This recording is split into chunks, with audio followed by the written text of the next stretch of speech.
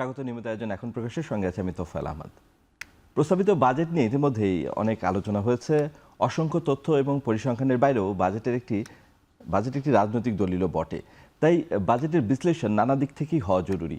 সেই তাগিদ থেকেই বাজেটের দর্শন এবং রাজনৈতিক অর্থনীতি নিয়ে আলোচনার জন্য আজ স্টুডিওতে আছেন research and policy integration for development র্যাপিডের চেয়ারম্যান ও অর্থনীতিবিদ ডক্টর আব্দুর রাজ্জাক এবং জাহাঙ্গীরনগর বিশ্ববিদ্যালয়ের অর্থনীতি বিভাগের অধ্যাপক ডক্টর মোহাম্মদ লুৎফর রহমান। আপনাদের দুজনকেই স্বাগত আজকের আলোচনায়। বাজেট গত বৃহস্পতিবার বাজেট পেশ হয়েছে।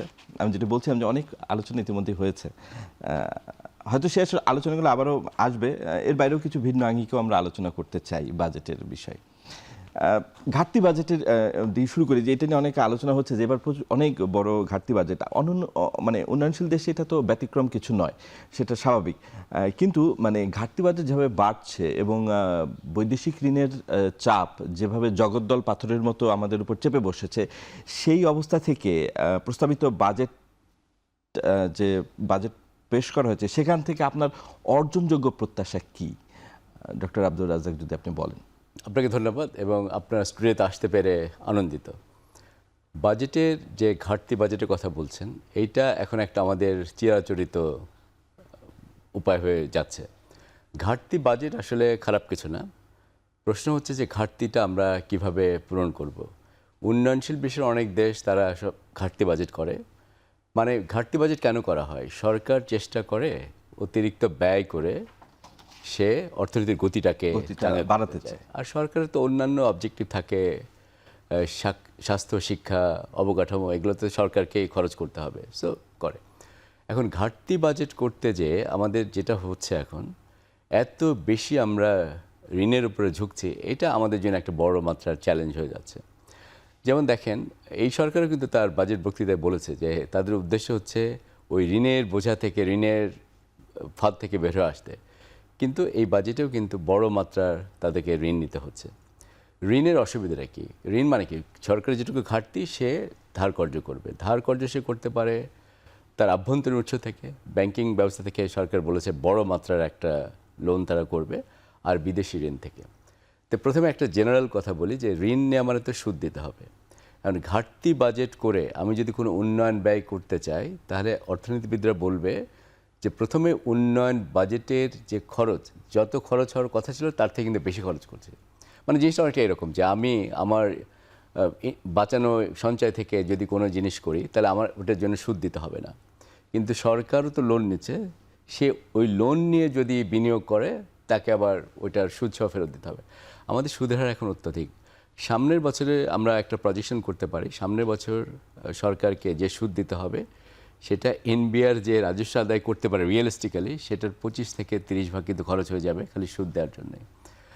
এটা একটা বড় একটা চ্যালেঞ্জ আছে। আর একটা প্রবলেম হচ্ছে যে বিদেশ থেকে যে আমরা ঋণ নিচ্ছি, এটারও তো একটা বড় এখন সংখ্যা হয়ে গিয়েছে। যে বিদেশ থেকে আমরা যে ঋণ নিচ্ছি সেটাকে আবার শোধ দিতে হলে এটা ফরেন কারেন্সিতে দিতে হবে। তো এখন আমাদের তো রিজার্ভের উপর তো একটা প্রেশার আছে। তো প্রশ্ন হচ্ছে যে আমরা তখন কি করবে?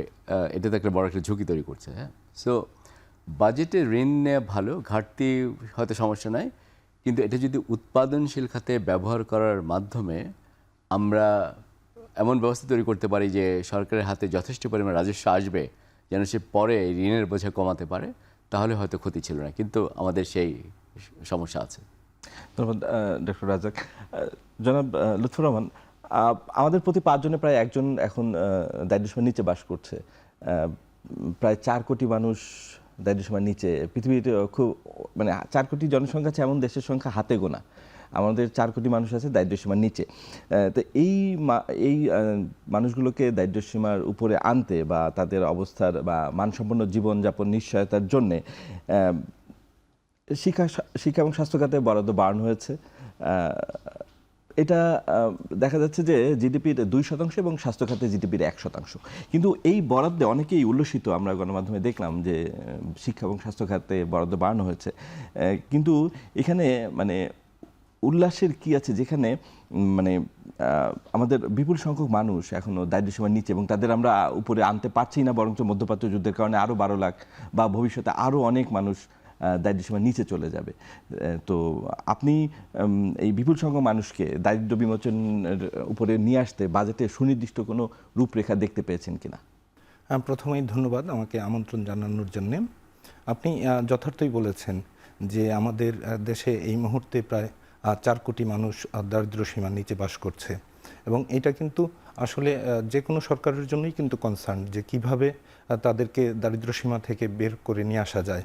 কারণ এই দারিদ্র্য সাথে কিন্তু আমাদের পুরো অর্থনীতিটা কিন্তু একটা চক্রের মধ্যে কিন্তু থাকে। কারণ এই মানুষগুলোকে যদি আমরা দারিদ্র্য সীমা থেকে বের করে আনতে পারি, তাহলে কিন্তু তাদের মাধ্যমে কিন্তু অর্থনীতিতে বাড়তি চাহিদারও তৈরি হবে, এবং একই সাথে অর্থনীতি কিন্তু গতিশীল হবে। কিন্তু এই মানুষগুলো যদি দারিদ্র্য সীমার নিচে থেকে যায়, তাহলে শুধু আমরা কিছু মানুষ দরিদ্র থেকে যাবে তা কিন্তু না, এটার কিন্তু সামাজিক অনেক বড় ধরনের আপনার প্রভাব আছে, কিন্তু নেতিবাচক প্রভাব আছে। তো এই ক্ষেত্রে আমি যেটা দেখেছি বাজেটে তো বিভিন্ন ধরনের সোশ্যাল সেফটি নেট আপনার গ্রহণ করেছে সরকারের প্রথম, যেহেতু রাজনৈতিক সরকারের প্রথম বাজেট, স্বাভাবিকভাবেই কিন্তু সরকার কিন্তু চেষ্টা করবে এই জিনিসটাকে অ্যাড্রেস করার, এবং আমি মনে করি যথার্থভাবেই সরকার অ্যাড্রেস করেছে। কিন্তু আমি যেটা নিয়ে চিন্তিত যে এই যে সামাজিক যে সুরক্ষা যে কর্মসূচিগুলো নিয়েছে, স্যার যথার্থই বলেছেন যে এইগুলোর অর্থায়ন কিভাবে হবে। কারণ আমাদের তো ইচ্ছা আছে যে মানুষের কল্যাণে আমি ব্যয় করব। আসলে সত্যিকার অর্থে তো বাজেট যেই সংখ্যাটা দিয়েছে, যে আমরা যেটা বলছি যে 9,38,000 কোটি টাকা, এটা তো বাজেটের ব্যয়ের হিসাব, তাই না? তাহলে আমাকে কিন্তু দিন শেষে কিন্তু আয় করতে হবে, এবং একই সাথে কিন্তু ঋণের মাধ্যমে, সেটা দেশীয় ঋণ হোক বৈদেশিক ঋণ হোক, তার মাধ্যমে কিন্তু এটা পূরণ করতে হবে। কিন্তু আমরা যদি বাজেটের আমরা যেটা দেখি সাধারণত বাংলাদেশের ক্ষেত্রে, যে অর্থ বছরের 4 মাস 6 মাস যাওয়ার পরে কিন্তু আমাদের কিন্তু এই ঘাটতিটা শুরু হয়ে যায়। তখন আসলে কি হবে এটা নিয়ে কিন্তু আমি কনসার্ন, যে আমি যদি তখন টাকার প্রাপ্যতাটা যদি আমার সহজ না হয়, তাহলে কি আমি যেই সোশ্যাল সেফটি নেটগুলো আমাদের সরকার যেগুলো নিতে চাচ্ছে গরিব দরিদ্র মানুষদের জন্য, বিভিন্ন ধরনের আপনার যে কার্ড কর্মসূচিগুলো নিয়েছে, এটা তো অবশ্যই সাধুবাদযোগ্য, কিন্তু এই টাকার সংস্থানটা কিভাবে হবে সেটাও কিন্তু সরকারকে কিন্তু ভাবতে হবে। একই সাথে আমরা যেই কথাটা আপনি বলেছেন, যথার্থই বলেছেন, যে শিক্ষা খাতে, তারপর আপনার স্বাস্থ্য খাতে যে আমাদের বরাদ্দটা বেড়েছে, অবশ্যই এটা ভালো দিক, কিন্তু আপনাকে এটাও কিন্তু দেখতে হবে যে জিডিপির কত শতাংশ আমরা শিক্ষা খাতে ব্যয় করছি। আমি যতটুকু হিসাব করে দেখেছি এটা 2 ভাগের মতো, আর স্বাস্থ্য খাতে আমরা ব্যয় করছি 1.2%। কিন্তু এটা কি মানে আপনি মনে করছেন যে এটা যথেষ্ট? আমি তো মনে করছি না এটা যথেষ্ট। কারণ আপনি যখন একটা উন্নয়নশীল দেশ থেকে যখন ভালোর দিকে যেতে চাইবেন, তখন কিন্তু আসলে শিক্ষা খাত এবং স্বাস্থ্য খাতে অ্যাটলিস্ট আপনার জিডিপির 5% কিন্তু ব্যয় করার কথা। তাহলেই কিন্তু আপনার এই মানুষগুলো কিন্তু মানব সম্পদে পরিণত হবে এবং দেশ কিন্তু এগিয়ে যাবে। ধন্যবাদ ডক্টর লুৎফর রহমান। স্যার, মানে একসময় তো উন্নয়ন কর্মসূচিতে কিছু হলেও দেশীয় অর্থায়ন ছিল, এখন তো প্রায় পুরোটাই দেখা যাচ্ছে দাতাদের সাহায্য অথবা ঋণ নির্ভর। এই যে দাতাদের সাহায্য এবং ঋণ নির্ভর যে উন্নয়ন কর্মসূচি বা উন্নয়ন দর্শন, এটা বাংলাদেশকে আসলে কোথায় নিয়ে যাবে? আমরা সিঙ্গাপুরকে আমাদের চোখের সামনেই পরিবর্তন হতে দেখেছি, কিন্তু আমাদের তো 55টা বছর গেছে স্বাধীনতার পরে, 55টা বাজেট উপস্থাপন হয়েছে, হয়তো আরও হবে। বাংলাদেশের ট্রান্সফরমেশন অত্যন্ত ধীর, এবং মানে এই যে যেটা বলছিলাম যে দাতাদের অর্থায়ন নির্ভর বিদেশি মানে উন্নয়ন কর্মসূচি, এটা বাংলাদেশ আসলে বাংলাদেশের নিডটা বোঝা যায় কিনা এতে, বা পূরণ হয় কিনা? হ্যাঁ, দেখুন, আমি বলবো যে ঋণ নির্ভর এটা সত্যি কথা, কিন্তু তার মানে কি কিন্তু এই না যে পুরাটাই হচ্ছে বিদেশি দাতাদের দ্বারা আমরা বাজেট করছি। না, মানে উন্নয়ন, আমি এডিপির কথা বলছি। এডিবির মধ্যেও যে অর্থায়ন হচ্ছে, মানে ঘাটতি বাজেট, ধরেন ঘাটতি বাজেটটা আমরা পূরণ করছি, আমরা বিদেশ থেকে ঋণ নিয়ে আবার লোকাল ইকোনমি থেকে কিন্তু ঋণ নিচ্ছি। কাজেই দুটো কম্পোনেন্ট ওখানে আছে। ওভারঅল আমি ঋণ ওভারে জর্জরিত হচ্ছি, এবং সেটার মধ্যে একটা বড় একটা অংশ বিদেশি ঋণও আসছে আর কি। তো এখন আপনার প্রশ্ন হচ্ছে যে বাংলাদেশ আমরা ট্রান্সফরমেশন কি দেখছি? বাংলাদেশে একটা ভালো ট্রান্সফরমেশন কিন্তু হয়েছে, এটা আমাদের কিন্তু বুঝতে হবে যে 90 সাল থেকে মোটামুটিভাবে আমি বলবো গত 4 দশকে আমরা কিন্তু ব্যাপক উন্নয়ন বাংলাদেশে দেখেছি, এটা আমাদের আগে স্বীকার করতে হবে। যেমন দেখুন, পৃথিবীতে কয়টা দেশ একটা রুরাল ইকোনমি থেকে ম্যানুফ্যাকচারিংয়ে দিকে যেতে পেরেছে? তা কিন্তু আফ্রিকার দেশগুলো যদি আপনি দেখেন, 1970 সালে তাদের ম্যানুফ্যাকচারিং মানে মোটামুটি বলতে পারেন শিল্প খাতে থেকে তার জিডিপির কত অংশ আসতো, 9 থেকে 10 ভাগ ছিল, এখন একই। আমরা আমাদের ম্যানুফ্যাকচারিংয়ে লেস দ্যান 6% মতো ছিল ওই 80 সালের দিকে। সেখান থেকে আমরা এখন আমাদের শিল্প খাত থেকে আমাদের জিডিপির 22-23 ভাগ আসে। এটা কিন্তু পৃথিবীর মধ্যে একটা খুব ভালো সাফল্য। আমরা একটা ইন্ডাস্ট্রি দাঁড় করিয়েছি, রেডিমেড গার্মেন্টের কথা বলছি, যেটা পৃথিবীর মধ্যে সেকেন্ড লার্জেস্ট। আমাদের কিন্তু এই সাফল্যগুলোর কথা কিন্তু একটু মাথায় রাখতে হবে। সো একটা বাংলাদেশে বড় ইকোনমিক ট্রান্সফরমেশন হয়েছে। তখন আমরা দেখেছি গ্রামাঞ্চল থেকে মহিলারা এসে, নারী শ্রমিকরা এসে গার্মেন্টসে কাজ করেছেন, বাংলাদেশ থেকে ব্যাপক লোক বিদেশে যে কাজ করেছেন সেটা। সমস্যা হচ্ছে আমরা সেকেন্ড যে টায়ারের যে আমাদের ট্রান্সফরমেশন হওয়ার কথা ছিল সেটা আমরা করতে পারি না। তাহলে প্রথম টায়ার এবং সেকেন্ড টায়ারের পার্থক্যটা কি? প্রথম টায়ারে যেটা হয় যে আপনি মজুরি ভিত্তিক শ্রম সস্তা, সেইটার উপর বেস করে উন্নয়নটা চালু করেন এবং কোনো কোনো ক্ষেত্রে দাতাদের সাহায্য নির্ভর হতে পারে। বাংলাদেশের কনটেক্সটে যেটা হয়েছে যে দাতাদের সাহায্যের বাইরেও আমরা যে বাণিজ্য করেছি সেই বাণিজ্যটা পুরাটাই হচ্ছে আমরা যেহেতু এলডিসি দেশ হিসেবে তাদের কিন্তু সুবিধা নিয়ে করেছি।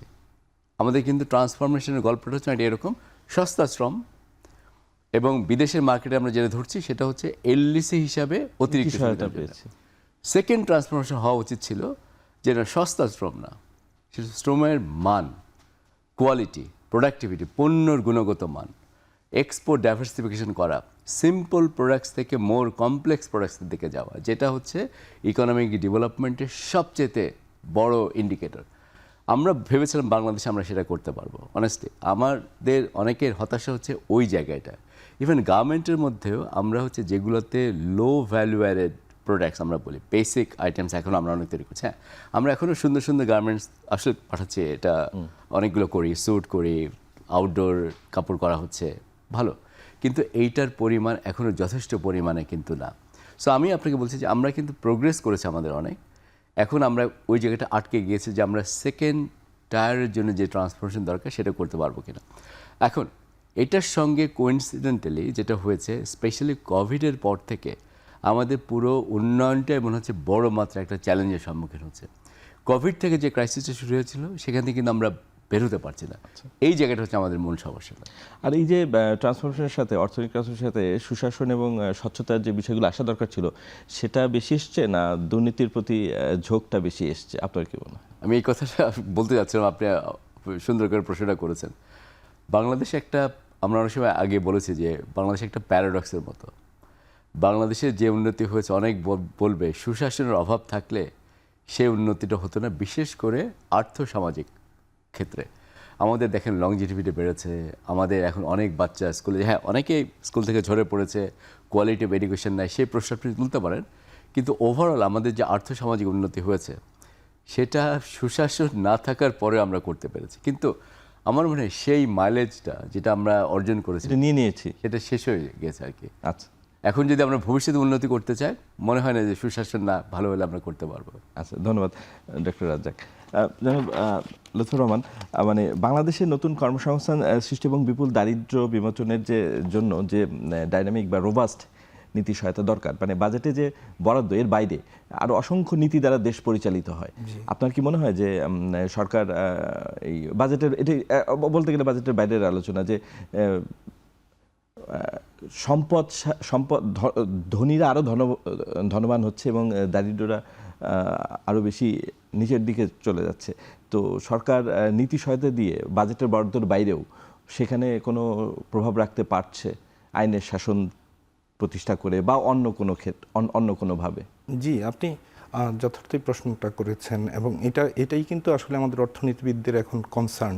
কারণ আপনি দেখেন একটু আগেই আপনি যেটা বলেছেন যে মানুষকে যে দরিদ্র সীমার নিচে বাস করছে তাদের জন্য সরকার হয়তো এই বাজেটে সোশ্যাল সেফটি নেট বিভিন্ন ডিরেক্ট কর্মসূচি নিয়েছে, কিন্তু আমাদের কিন্তু এটাও দেখতে হবে যে এই যে সরকার সোশ্যাল সেফটি নেট নিয়ে এই বাজেটের অর্থায়নের জন্য যে ব্যাংকিং ব্যবস্থা থেকে যে টাকাটা নেবে, তো আপনার কিন্তু বুঝতে হবে ব্যাংক ব্যবস্থা থেকে যখন টাকাটা নিচ্ছে তখন এই অংশটা কিন্তু আসলে প্রাইভেট সেক্টরের প্রাপ্যতার অংশটা কিন্তু নিয়ে নিচ্ছে সরকার। তাহলে প্রাইভেট সেক্টর কিন্তু আবার কিন্তু তার শিল্পায়নের জন্য যে ব্যক্তি মালিকানাধীন যারা বিনিয়োগ করে তাদের কিন্তু প্রাপ্যতাটা কমে যাবে। তাদের কমে যাওয়া মানে কি? তাদের কমে যাওয়া মানে হলো তারা কিন্তু আবার শিল্পায়নে কিন্তু ঋণাত্মক প্রভাব পড়বে, এবং তাদের ঋণাত্মক প্রভাব পড়াতে আপনি যে এই যে আমাদের যে বিশাল শ্রমবাজার, তাদেরকে কিন্তু আপনি আবার এনগেজ করতে পারছেন না। তার মানে কি? তার মানে হলো আমাদের কিন্তু এই শ্রমিকের যে মজুরি ওইটা কিন্তু কাঙ্ক্ষিত হারে বাড়বে না, এবং একই সাথে যে নতুন নতুন যে শ্রম বাজারে ঢুকছে, শ্রমিক তো আসলে একটা চলমান প্রক্রিয়া, তাই না? প্রতি বছর নতুন শ্রম বাজারে প্রায় 20 লক্ষ মানুষ কিন্তু এখানে ঢুকছে, তাই না? তাহলে আমাদের সরকারকে কিন্তু এটাও ভাবতে হবে যে আমি ঘাটতি অর্থায়নের জন্য যে আমি দেশীয় উৎস থেকে যে আমি টাকা নিচ্ছি, এটা কিন্তু আবার বেসরকারি বিনিয়োগে কিন্তু আবার বাধাগ্রস্ত হচ্ছে, এবং একই সাথে বেসরকারি বিনিয়োগ যখন বাধাগ্রস্ত হচ্ছে তখন কিন্তু আমাদের শ্রমবাজার কিন্তু আবার সংকুচিত হয়ে যাচ্ছে। তার মানে আমাদের শ্রমিকরা কিন্তু তার কাঙ্ক্ষিত কাজটা কিন্তু পাচ্ছে না। এটা গেলো একটা দিক। আর দ্বিতীয় দিক হলো, আপনি যথার্থই দেখেছেন যে আমাদের যে জিডিপি যে প্রবৃদ্ধি, যেটা স্যার বললেন যে কোভিডের পর থেকেই কেন যেন একটা খারাপ অবস্থায় আটকে আছে। বিশেষ করে আমি যতটুকু জানি 3.8%, মানে এটাকে 4%ও কিন্তু আমরা কভার করতে পারিনি। আর যেখানে আমাদের মূল্যস্ফীতি কিন্তু মাঝে মাঝে কিন্তু ডাবল ডিজিটে চলে যাচ্ছে। তাহলে এটার জন্য কিন্তু সরাসরি কিন্তু আমাদের শ্রমবাজারের শ্রমিক মানুষগুলো কিন্তু একবারে যেটাকে বলে সরাসরি তাদের উপর কিন্তু প্রভাব পড়ছে। কারণ আপনি যখন তার খাদ্যদ্রব্য, নিত্য প্রয়োজনীয় দ্রব্যের দাম যতটুকু হারে বাড়ছে, তার প্রকৃত মজুরি কিন্তু সেই হারে কিন্তু বাড়ছে না।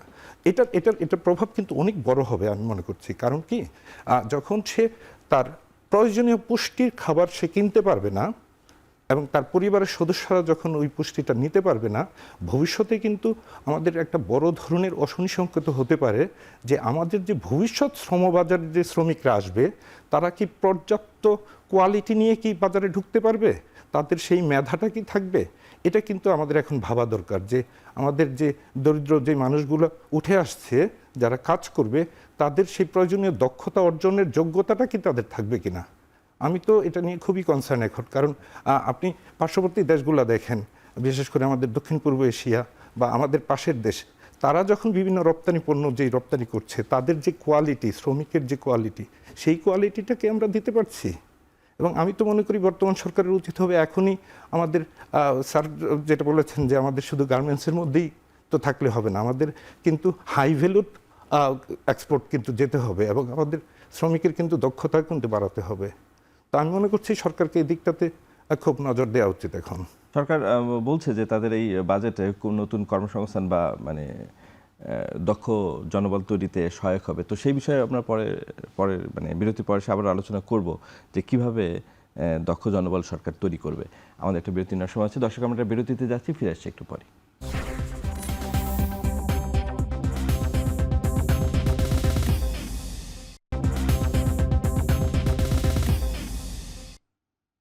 বিরতির পর আবারও ফিরলাম আজকের আলোচনায়।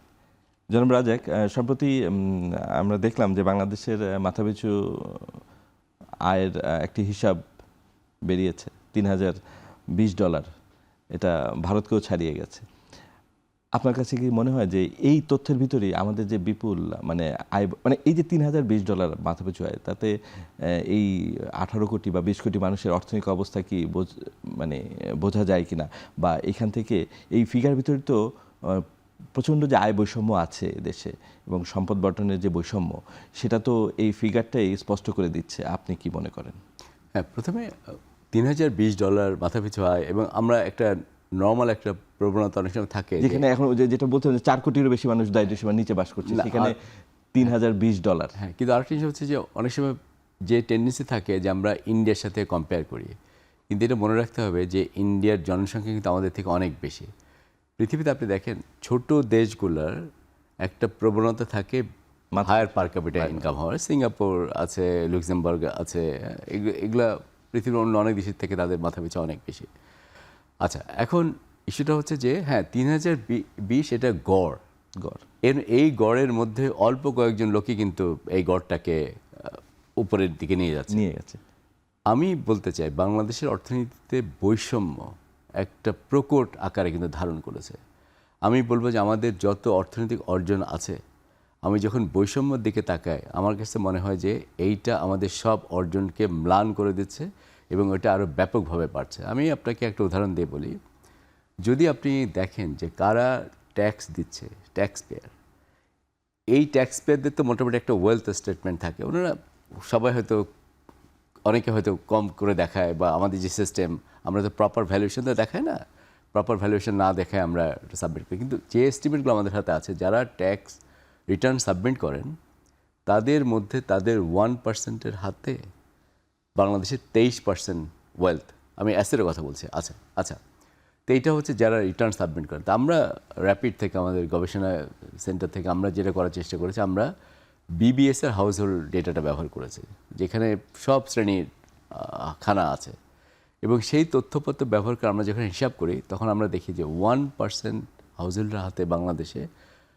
বাংলাদেশের টোটাল সম্পদের অ্যাসেটের ভ্যালুর 50% আছে। এইরকম একটা সোসাইটি যেটা ক্রমবর্ধমানভাবে কিন্তু বৈষম্যহীন পড়ছে। আমাদের স্বাধীনতার কথা বলেন, তখনও কথা ছিল কিন্তু যে আমরা বৈষম্য থেকে মুক্ত হব। আপনি দেখেন জুলাই আন্দোলনের কথা বলেন, সেখানে কি ছিল? বৈষম্য ছিল তার মেইন থিম।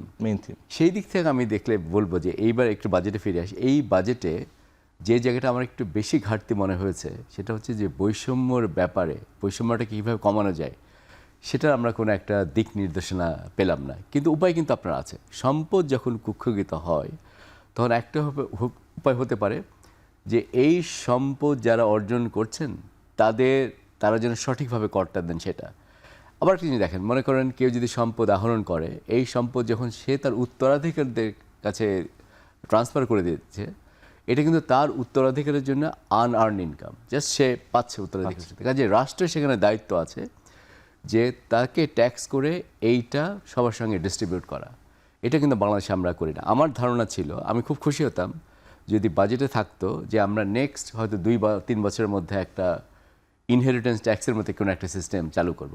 ওয়েলথ সারচার্জ নামে একটা ব্যাপার আছে, কিন্তু এটা কিন্তু আসলে প্রপার ওয়েলথ ট্যাক্সেশন না। হ্যাঁ, সো একটা।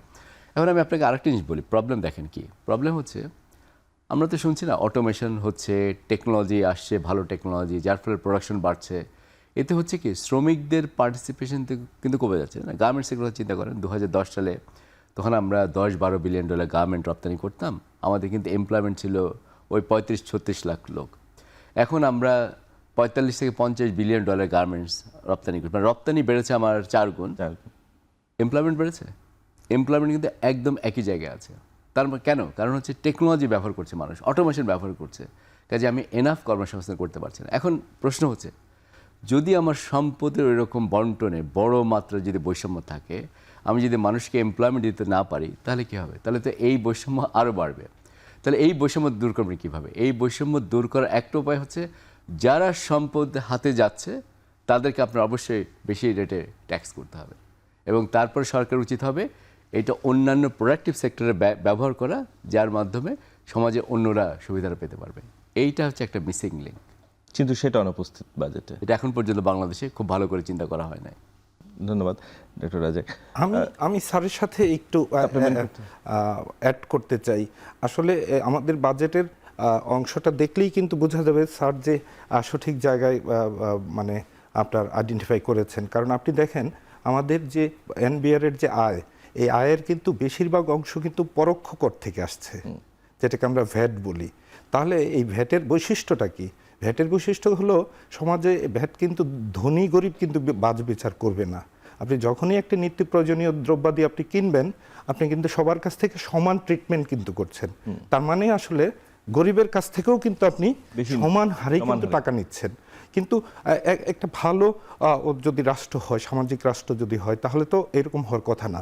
সামাজিক রাষ্ট্র হবে কি আপনার প্রগ্রেসিভ রেট, যেটাকে আমরা বলি, যে যার আয় বেশি থাকবে সে বেশি ট্যাক্স দিবে, যার আয় কম থাকবে সে তো ট্যাক্স দিবেই না, উল্টো ট্যাক্স ক্রেডিট পাবে। উন্নত দেশে কিন্তু স্যার এটা কিন্তু আমরা দেখেছি, তাই না?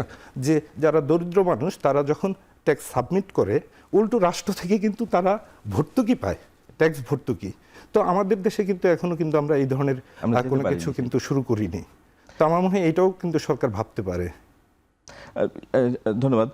কর্মসংস্থান ইস্যুতে একটি বিষয় জানার ছিল বা মানে সেটা হচ্ছে যে সরকার চায় যে ৫ বছরে ১ কোটি কর্মসংস্থান তৈরি করবে। কর্মসংস্থান তৈরি করতে না পারাই তো মানে আমরা পাশের দেশ ইন্ডিয়াতে দেখছি যে সেখানে একটা নতুন ফোর্স তৈরি হচ্ছে বা আমাদের দেশে যে জুলাই আন্দোলন হলো সেখানেও কিন্তু বৈষম্য এবং কর্মসংস্থান না থাকার একটা ইস্যু ছিল। তো বিএনপি সরকার চায় যে ৫ বছরে ১ কোটি কর্মসংস্থান তৈরি করতে, বছরে প্রায় ২০ লাখ। আমরা গত ১ দশকে দেখলাম যে ১৫ লাখ করে কর্মসংস্থান হয়েছে, যার অধিকাংশই হয়েছে কৃষি খাতে। সে কারণে অর্থনীতিতে সেটার প্রভাব খুব একটা বেশি দেখা যায় নাই। তো এই যে ২০ লাখ কর্মসংস্থান করতে হলে গড়ে ৭ থেকে ৮ বা তারও বেশি প্রবৃদ্ধি দরকার, অথচ সরকারের প্রকল্পিত প্রবৃদ্ধি হচ্ছে ৬.৫। এই যে স্ববিরোধিতা, এইটা কি বাজেটের অসারতা প্রমাণ করে? আমি আসলে এইভাবে সরাসরি এতটা রুড হতে চাই না আসলে, কারণ কোনো সরকারই তো আসলে চায় না মানুষকে সুযোগ সুবিধার বাইরে রাখতে, তাই না? কিন্তু সরকারকে কিন্তু আসলে ঘটনার আপনার গভীরে যেতে হবে। কিভাবে আপনি চাচ্ছেন কর্মসংস্থান তৈরি করতে, কারণ প্রতিনিয়তই কিন্তু শ্রমবাজারে প্রায় ২০ লাখ শ্রমিক কিন্তু প্রবেশ করছে, তাই না? তাহলে এদের যদি আপনি কর্মসংস্থান না দিতে পারেন, আপনি যথার্থই বলেছেন যে জুলাই আন্দোলনের মূল কিন্তু কর্মসংস্থান থেকেই কিন্তু তৈরি হয়েছিল, যেটাকে আমরা বলি সামাজিক অস্থিরতা, এবং সামাজিক অস্থিরতার জন্য কিন্তু অনেক দেশ কিন্তু পিছিয়ে পড়েছে, তাই না? তাহলে আমাদেরকে কাজ দিতে হবে।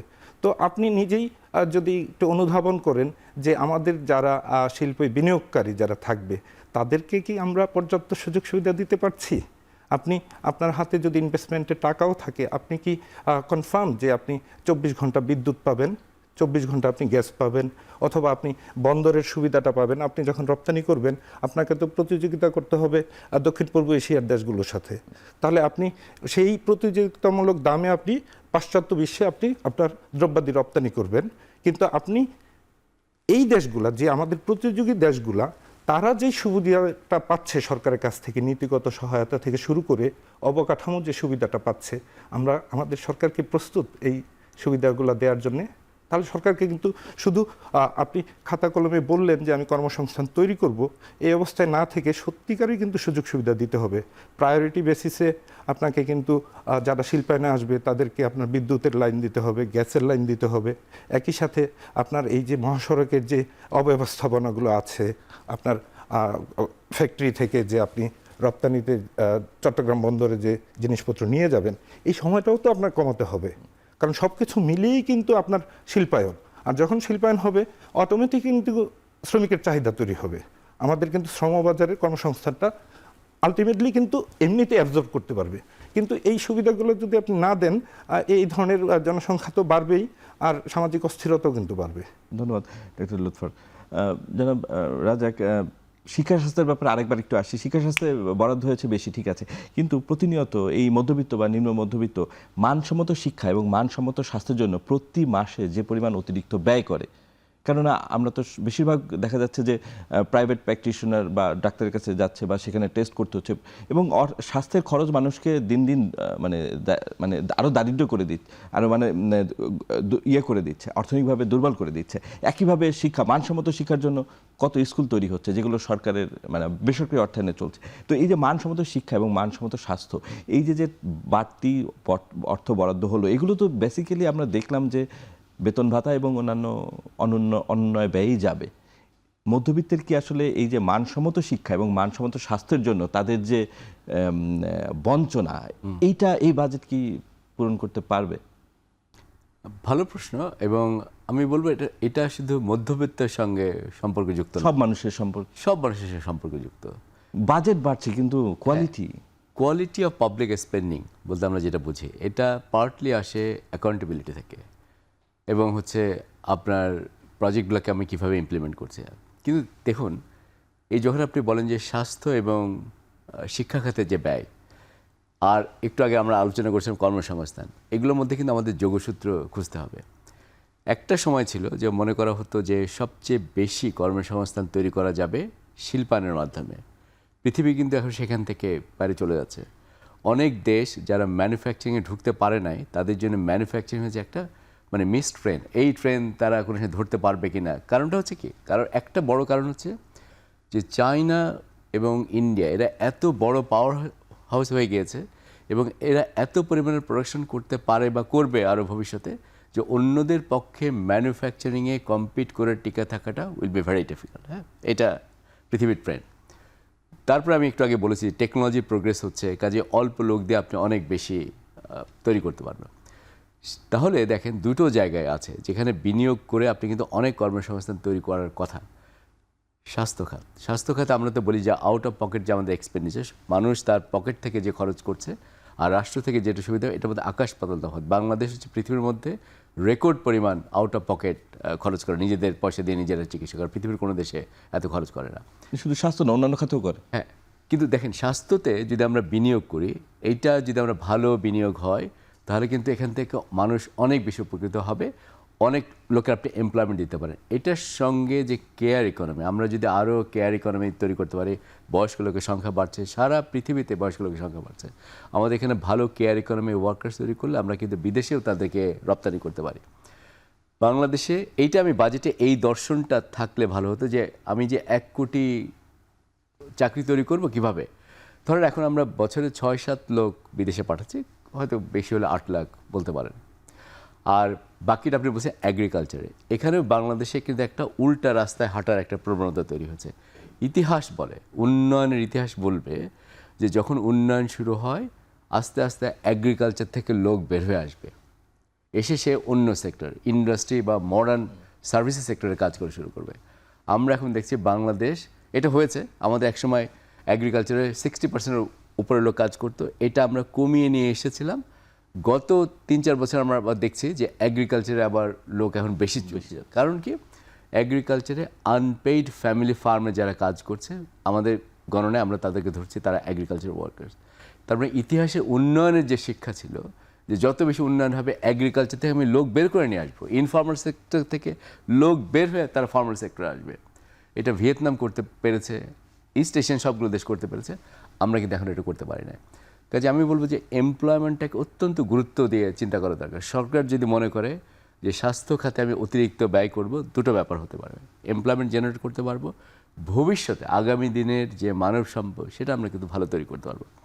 শিক্ষার ক্ষেত্রে একই অবস্থা, শিক্ষার কোয়ালিটি এমন একটা জায়গায় পৌঁছেছে এবং কোভিডের পরে ওয়ার্ল্ড ব্যাংকের গবেষণা আছে, অন্য অনেকে কাজ করেছেন, আমাদের যে লার্নিং লস হয়েছে, যে যতদিন স্কুলে থাকার কথা ছিল হয় নাই, কোয়ালিটি ফল করেছে, অনেকে পরীক্ষা প্রশ্নপত্র সোজা করা হয়েছে, অটোপাস হয়েছে। কাজে যেটা হবে, এরা যখন মার্কেটে আসবেন এনারা, তখন দেখা যাবে আসলে তারা কিন্তু ওই মার্কেটের যে ডিম্যান্ড সেটার সঙ্গে যথার্থ না। শুধু আমি বলবো যে আমাদের এমপ্লয়মেন্টটা কীভাবে তৈরি করতে হবে এই ব্যাপারে যথেষ্ট ভালো করে চিন্তা করা দরকার ছিল। ধন্যবাদ ডক্টর রাজাক। আমাদের আরেকটা বিরতি নেওয়ার সময় হয়েছে। দর্শক, আমরা আরেকটা বিরতিতে যাচ্ছি, ফিরে আসছি একটু পরে, আমাদের সাথেই থাকুন।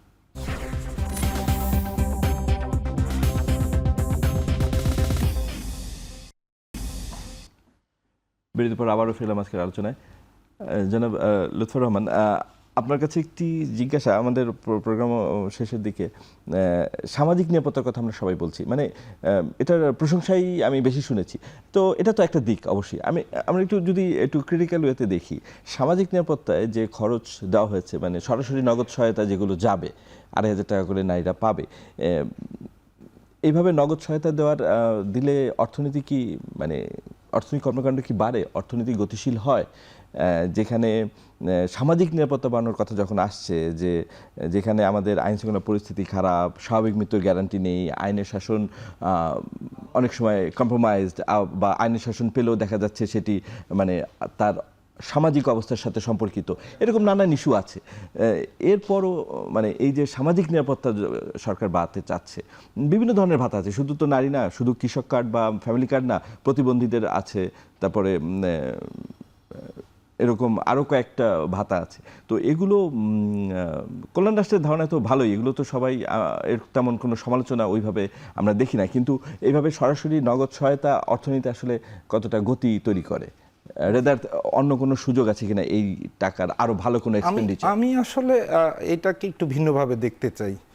এটা হলো যে যারা সত্যিকারেই সমাজে ভালনারেবল, যে আপনি বয়স্ক মহিলা, বিধবা, তাকে দেখার কেউ নেই, বা আপনি যেটা বললেন প্রতিবন্ধী, তাদেরকে তো আসলে মানুষ হিসেবে গণ্য করতে হবে আমাদের। এবং তাদেরকে যে সরাসরি যে টাকাটা দিচ্ছে এছাড়া তার উপায়ও নেই আসলে, তাই না? এটা কিন্তু ঠিক আছে, কিন্তু আপনি যদি শুধু দরিদ্র বলে কর্মক্ষম মানুষকে নগদ সহায়তা দেন, এই জায়গাটাতে আমার একটু আপত্তি আছে। যে আমি দরিদ্র, তাহলে তাকে কর্মসংস্থান তৈরি করে দিই, তাকে ট্রেন্ড করি। স্যার যেটা বললেন যে তাকে প্রযুক্তি জ্ঞানে ট্রেন করলে তার থেকে তো আসলে দীর্ঘমেয়াদে আমরা কিন্তু রিটার্ন পাবো, তাই না? আমি যেটা সবসময় বলি যে এই যে শিক্ষা খাতে ব্যয়, এই শব্দটাই কিন্তু আমার পছন্দ না। শিক্ষা খাতে তো বিনিয়োগ বলা উচিত আমাদের, তাই না? যে আমরা শিক্ষা খাতে বিনিয়োগ করব যাতে এর থেকে আমাদের রিটার্নটা বেশি আসে। তো আমি মোট কথা যেটা বলতে চাই যে সামাজিক খাতে যে টাকাটা দেয়া হচ্ছে, এটা শুধুমাত্র যাদের ভালনারেবল, যাদেরকে আসলে করার কিছু নাই, তাদেরকে দেয়া যেতে পারে। আর যারা শুধু দরিদ্র বলেই যে তাকে সরাসরি টাকা না দিয়ে আমরা টাকাই দিব, কিন্তু তার বিনিময়ে কাজ করাবো, কাজের বিনিময়ে খাদ্য, বা আমরা কাজের বিনিময়ে যে বিভিন্ন যে প্রোগ্রামগুলো থাকে, সোশ্যাল সেফটি নেট প্রোগ্রাম, এতে হবে কি সেই কর্মক্ষম মানুষটা কিন্তু নিজের মধ্যেও কিন্তু একটা প্রাইড কিন্তু পাবে যে আমি কাজ করেই কিন্তু সরকারের কাছ থেকে টাকা নিই। এবং একই সাথে তাদেরকে একটু ট্রেন করানো, ওয়েল ট্রেন্ড। স্যার একটু আগে যেটা বললো যে স্বাস্থ্য খাতে আউট অফ পকেট যে টাকাটা যাচ্ছে, আমরা তো আসলে হেলথ কেয়ার একটা ইন্ডাস্ট্রির কথা চিন্তা করতে পারি, তাই না? বিশেষ করে আমরা কিন্তু মিডল ইস্টে যে আমাদের যে শ্রমিকদের যে পাঠাচ্ছি, হ্যাঁ, তারা কিন্তু আনট্রেন্ড আনস্কিল কাজগুলো করছে, যার রিটার্নটা আমাদের খুবই কম। কিন্তু আমরা যদি খুব ভালো করে দেখি যে আমাদের এই যে ইস্ট এশিয়ার যে দেশগুলো থেকে যারা যাচ্ছে, তারা কিন্তু হেলথ কেয়ারে কিন্তু ট্রেন নিয়ে যাচ্ছে, তারা কিন্তু বেশি টাকা কিন্তু আমাদের রেমিটেন্স কিন্তু দিতে পারছে। তো সরকারকে মনে হয় একটু ভিন্ন আঙ্গিকে, একটু ডায়নামিকভাবে নতুন করে কিন্তু দেখা দরকার। যেহেতু নতুনভাবে আমরা বলছি যে আমাদের পদযাত্রা শুরু হয়েছে নতুন সরকারের, তো এখনই কিন্তু আসলে সুযোগ এই জিনিসগুলাকে অ্যাড্রেস করা, যে আমি মানুষের উপকার করব, ঠিক আছে, কিন্তু আমি আবার একবার বেশি মাত্রায় জনপ্রিয় হওয়ার জন্য একজন কর্মক্ষম মানুষ, তাকে সরাসরি আমি যেন টাকাটা না দিয়ে দিই। কারণ আমাদের তো এমন না যে আমরা খুব সারপ্লাসে আছি, তাই না? কারণ টাকা যখন আপনি একদিক থেকে দিবেন, আরেক দিকে তো এটা ঘাটতি হবেই। এবং একই সাথে এটা তো আসলে বুঝতে হবে যে আমাদের এই টাকাটা কিন্তু ঋণের টাকা, আমরা বৈদেশিক উৎস থেকে টাকা নিচ্ছি, আমরা দেশীয় উৎস থেকে টাকা নিচ্ছি। সুতরাং আমার মনে হয় সরকারকে এই ক্ষেত্রে একটু ব্যালেন্সিং করে আসলে যেতে হবে, ভারসাম্য যেটা আমরা বলি, যে যাদের সত্যিকারের প্রয়োজন তাদের দিব, আর যাদের প্রয়োজন কিন্তু কর্মক্ষম, তাদেরকে আমরা ট্রেন্ড আপ করে বা তাদেরকে কাজের বিনিময়ে আমরা যেন টাকাটা দিই। ধন্যবাদ জনাব লুৎফর রহমান। ডক্টর রাজাক, এফডিআইয়ের কথা আমরা শুনি যে আমাদের মতো দেশের জন্য এফডিআই খুব গুরুত্বপূর্ণ। আমরা গত কয়েক বছর দেখেছি এফডিআইগুলোতে দেখা যাচ্ছে যে অনেক এফডিআই ছিল পুনঃবিনিয়োগ, বিদেশি কোম্পানিগুলো তাদের ব্যবসা সম্প্রসারণ করেছে। সরাসরি যেটা আসলে বলা হয় যে এফডিআই, সেইটা তো সেই প্রভাবটা তো কমে গেছে। বিদ্যুতের নিরবিচ্ছিন্ন সংযোগ এবং বিশেষ করে গ্যাস, আমাদের দেশীয় শিল্পোদ্যোক্তারাই ব্যাপকভাবে সাফারার, সেখানে তো বিদেশিরা তো কিভাবে আসবে? তো এইখানে সরকার বাজেটে আপনি কি দেখেছেন? সরকার, আমরা তো দেখিনি, মানে আপনি এখানে কিছু দেখেছেন কিনা বাজেটে এ ব্যাপারে? বিদেশি বিনিয়োগকারীরা বাংলাদেশে আসবে বা এফডিআই আসবে, সেই নীতি সহায়তাগুলো কি বাজেটে পেয়েছেন কিনা? প্রথমে হ্যাঁ, বিদেশি বিনিয়োগ আমাদের কম। আর যেহেতু আপনি বাজেট সংক্রান্ত বলছেন, বাজেটের একটা বক্তব্য আছে যে সরকার মনে করছে যে 2030-31 সালে, মানে হয়তো তাদের শেষের দিকে, ওনারা মনে করছেন যে জিডিপির 2.7% ওনারা বিদেশি বিনিয়োগ নিয়ে আসতে চান। এটা বিরাট একটা অ্যামাউন্ট। এখন আমাদের ইভেন লেস দেন 1%, আর তখন তো জিডিপি আরও বড় হবে। তো সুতরাং সেই চ্যালেঞ্জ আছে। এখন বাজেটে কি আছে যে যেটা দিয়ে এফডি আনতে পারে? সরকার কতগুলো জিনিস করেছে। প্রথমে হচ্ছে ব্যবসায়ের সহজীকরণ করার কতগুলো উদ্যোগ আছে, এবং আমার কাছে মনে হয়েছে বলেছেন অর্থমন্ত্রী বলেছেন, এবং আমার কাছে মনে হয়েছে যে এই ব্যাপারে ওনারা আন্তরিক। যেখানে কৃতিত্ব সেখানে কৃতিত্ব দিতে হবে। আমি সিনিয়র পর্যায়ে কয়েকজন নীতি নির্দেশকের কথা বলে দেখেছি যে তারা এইটাকে তাদের এখন প্রায়োরিটি হিসেবে চিন্তা করছে। যেমন ধরেন একটা কোম্পানির রেজিস্ট্রেশন, ওনারা চাচ্ছেন এটা 7 দিনে দিতে। হ্যাঁ, বিজনেস রেজিস্ট্রেশন 7 দিনে, কোম্পানি রেজিস্ট্রেশন আপনি যেন অনলাইনে করে ফেলতে পারেন, তারা 48 আওয়ার্সের মধ্যে এটা করতে যাচ্ছে। অনেকগুলা কাজ যেখানে এসে ঝুলে থাকে, মনে করেন পরিবেশ অধিদপ্তর থেকে একটা সার্টিফিকেটে অনেক সময় লাগে। ওনারা চিন্তা করছেন যে এটার জন্য যেন বিনিয়োগটা বন্ধ না হয়। বিনিয়োগকারী আসবে, পরিবেশ সার্টিফিকেট নিতে যে সময় লাগে, এটার মধ্যে চাইলে অন্য কাজকর্ম শুরু করতে ইত্যাদি তাদের প্ল্যান আছে। ফ্রি ট্রেড জোনস বলে সরকার একটা জিনিস কনসেপ্ট এনেছেন, ওইগুলোর মধ্যে তারা যেন খুব সহজে ব্যবসা বাণিজ্য করতে পারে সেই সুযোগটা করে দেবে। কিন্তু প্রায়র কন্ডিশনালিটিস যেগুলো, সেগুলা যদি আমরা দূর করতে না পারি, ইস্যুগুলো কি গ্যাস ইলেকট্রিসিটির কানেকশনস, লাল ফিতার দৌড়ত, আপনি যতই বলেন আমি এগুলো করব, কিন্তু অনেক ক্ষেত্রে কিন্তু আমাদের যে প্রশাসনিক ভূমির জটিলতা মালিকানার আছে, সমস্যা একটা। করাপশনের ইস্যু আছে, এগুলা কিন্তু ফরেন ইনভেস্টরদের কাছে বার্তা ভালো যায় না। আর এখন আমাদের একটা চ্যালেঞ্জ কি জানেন, সেটা হচ্ছে যদি একটা ইকোনমিতে ম্যাক্রো ইকোনমিক চ্যালেঞ্জ থাকে, সেটা কি ইনফ্লেশন এবং হচ্ছে আপনার রিজার্ভের ক্রাইসিস। পৃথিবীতে সব ইনভেস্টররা তারা যে কোনো দেশে বিনিয়োগ করতে গেলে তারা প্রথমে দেখে যে রিজার্ভের সিচুয়েশন কি, এই দেশ স্টেবল ওয়েতে ইকোনমিক গ্রোথ হবে কিনা, আর টাকা ইনভেস্ট করলে টাকাটা আমি ফেরত নিয়ে যেতে পারবো কিনা। যখন তারা দেখে একটা দেশে 4 বছর ধরে মূল্যস্ফীতি 10 ভাগের আশেপাশে ঘোরাফেরা করছে, রিজার্ভের ক্রাইসিস নিয়ে আমরা গত 3 বছর কথা বলছি, তখন তারা মনে করে কি যে এই দেশটা ক্রেডিবল ইকোনমিক পলিসিতে অভ্যস্ত না। এটা কিন্তু একটা বড় একটা সিগন্যাল দেয়, তারা মনে করে যে এই দেশটা ক্রেডিবল ইকোনমিক পলিসিতে পারছে না করতে। তো তখন ইনভেস্টররা আমাদেরকে ওই কনফারেন্সে নিতে চান। আপনি দেখেন যে ক্রেডিট রেটিং কী করে, এটা সারা ওয়ার্ল্ডে সিগন্যাল দিচ্ছে যে আমার রিজার্ভ কতখানি আছে, বাংলাদেশে ইনভেস্ট করলে আমি ফিরে নিতে পারবো কিনা।